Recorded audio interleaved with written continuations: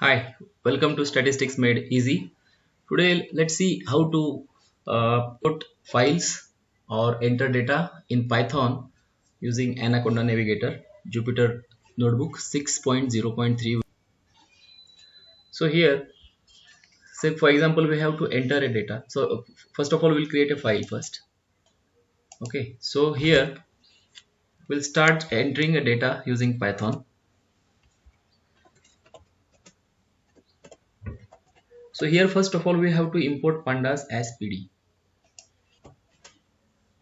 Pandas as PD. So consider an example. So importing this panda is essential for entering any file into Python or importing any file into Python. So consider a series. For example, we have observations like height. So, so we'll enter this data in a form of column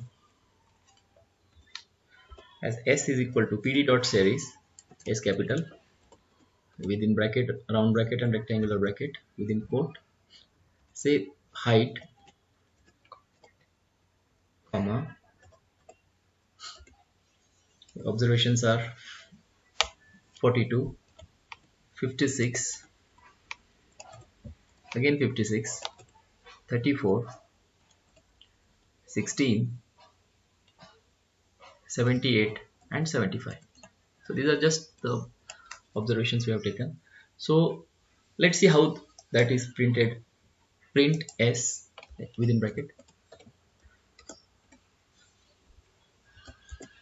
So whatever series we have entered is in the form of two columns. Object type it has taken, data type it has taken as object. Now consider that we have two columns. So there are two columns, say height and weight, both are there. So same thing can be used with respect to series command. So the next column of weight is, consider any numbers, 34, 56. Now please check, there has to be the same number of observations as height as well as weight. Let's try this with the mismatch of serial. It will give error. Let's run this as s is equal to c. So when you balance height observations equal to weight observations, then it will run the command. So 1, 2, 3, 4, 5, 6, 7, and here we have taken only 6. So if we add one another observation, there will be a successful run of this. So in way we can enter data in Python. Now let's consider a most appropriate way, and the second way as data frame. So wherein whatever data in the form of table can be, say consider P1 as a data frame. So pd dot data frame in a round bracket and a curly bracket. Say first column name, various names that we have in a curly bracket within quote. First column is all about the names, various names we will see, colon within rectangular bracket. So outside bracket all the names are heading, and within rectangular bracket we are giving within quotes the various names. So for example, name is initials, we will take AAA, PBB, CCC and DDD. So these are the four observations we have in the first column as names, right? So now after completing rectangular bracket, let's take a comma, and we have a second column in the form of height within quote height. So column name is height, and now within after colon within a rectangular bracket we have got observations as 45, 69, 67 and 65.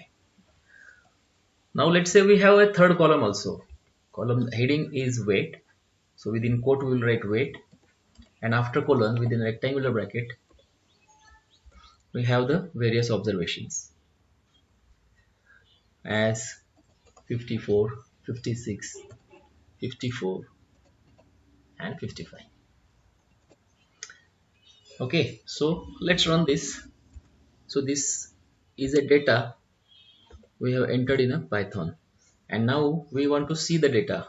So one is, see a wonderful table in front of you indicating first column as various names, second is height and weights.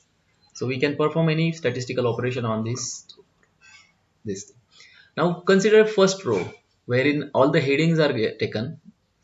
So these are the correct heading it has taken, and data entry it has started from 0th row, which is the most desirable for us. So let's see the data type. So print into bracket p1 data types dot p1 dot data type d types d types within. Let's run this.